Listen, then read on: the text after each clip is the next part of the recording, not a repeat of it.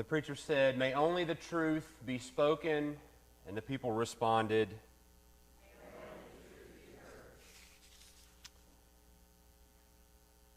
the year is 1840. Picture in your mind what that might look like. What a life in Charlottesville, Virginia might have looked like.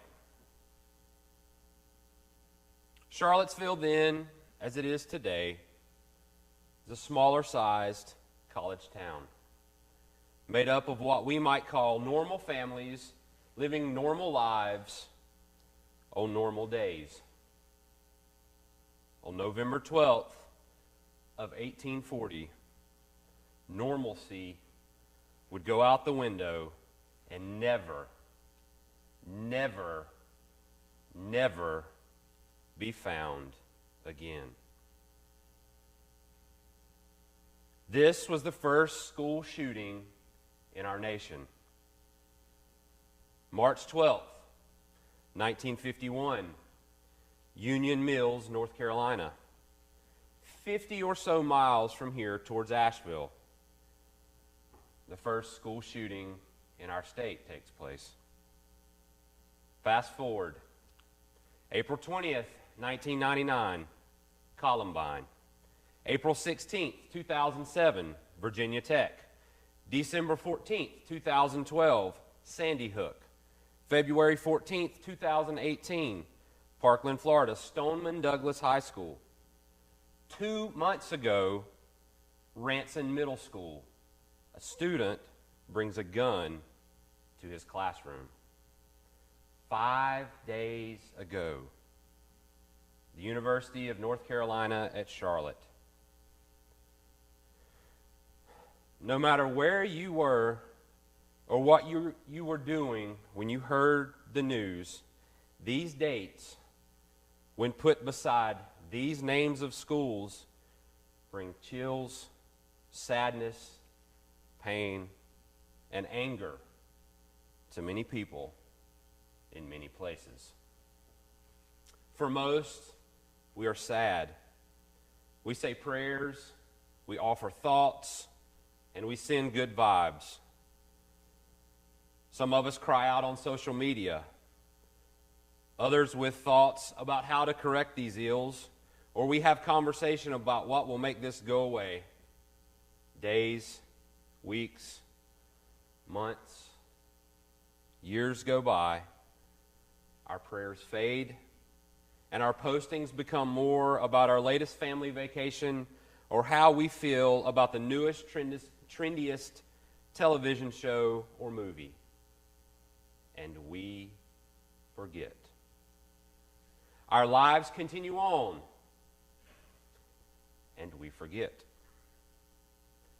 We go back to our routines, and life is normal, and we forget. Until it happens again. And the same cycle starts over. Conversations of if only, or we should, or this or that reemerge, and the same suggestions come over and over again. We are left in a place feeling all the things we felt before, but nothing changes. This has happened in our backyard. The conversations and the postings are happening again, and some in our neighborhoods have already forgotten.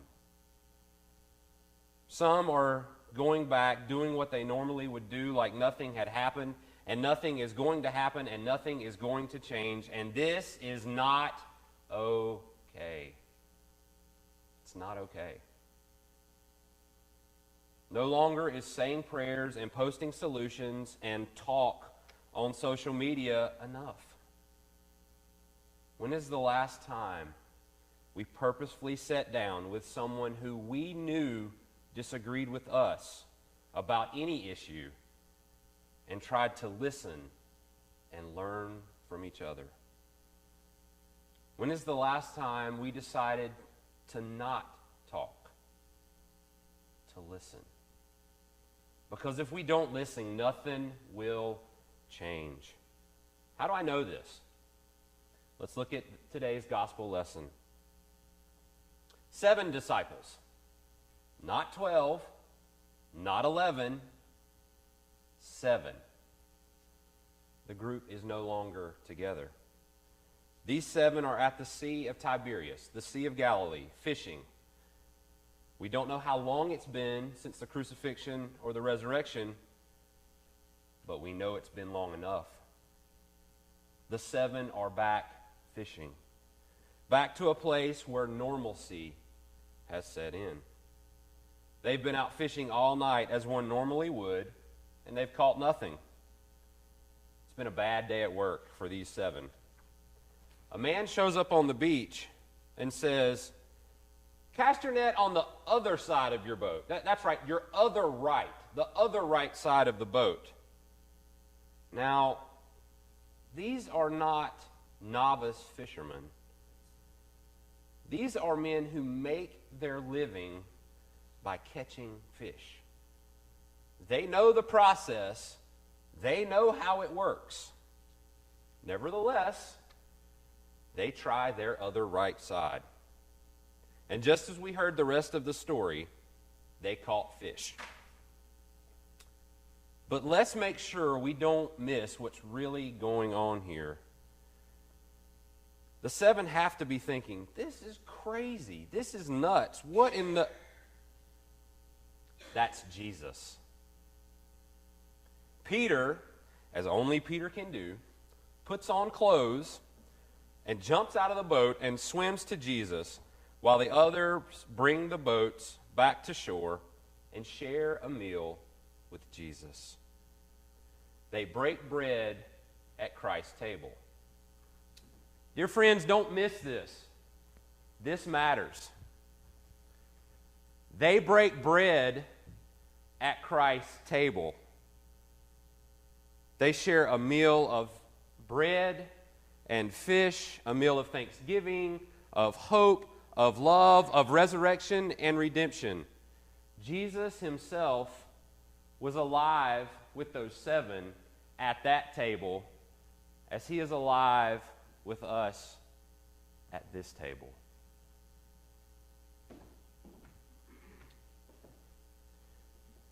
And at that table, Jesus asked Peter 3 times, probably having something to do with Peter's denial. And each time, Jesus answers Peter with a saying. So often we hear this story as Jesus saying, "Feed my sheep" 3 times. That's only half right. Jesus first responds with, "Feed my lambs," a command. Feed my lambs. Feed my children. Care for, defend, love my children. Columbine, Sandy Hook, Parkland, Virginia Tech, Ranson, UNCC. Feed my children, care for them, defend them, love them. Peter, do you love me? Yes, Lord, you know that I do. Tend my sheep. The ante is upped. Care for all people. Defend all of humanity. Tend to their needs. Embrace those who look like you and those who don't. Those who think like me and those who don't. Those who listen and those who only talk. Those, for whatever reasons, do things we cannot explain or suffer from consequences that are not of their own doing. Tend my sheep. Tend to the care of humanity. Peter, do you love me? Lord, you know I love you. Feed my sheep. This is the big one. Feed, nourish, strengthen, build up, encourage, embrace, love on. Be kind to all people. Physically, emotionally, spiritually. Meet people's every need and help them to become better. There is no place in the world that teaches this the way that Jesus and the way that the church can do. Why did the disciples not recognize Jesus at first? They aren't looking for him. But what happens when they listen to what he says? They catch fish. But more importantly, they recognize Jesus. They see, they recognize, they share a meal, and Jesus is able to use these 7 to change the world. Change the world. How many 7s are here today? Today, Jesus is asking each of us, do you love me? And if we are bold enough to say, yes, Lord, you know that I do, we know what's coming next. Jesus is ready with the same command he gave Peter. Jesus is ready with the same idea. These ideas are not optional. They do not change or become less or are allowed to be forgotten as time goes by. Today, I believe that Jesus is looking at each of us saying, feed my lambs, tend my sheep. Start saying this is not okay, because if we are willing to say enough and to purposefully listen with the hope of making a difference, only then will we be able to feed his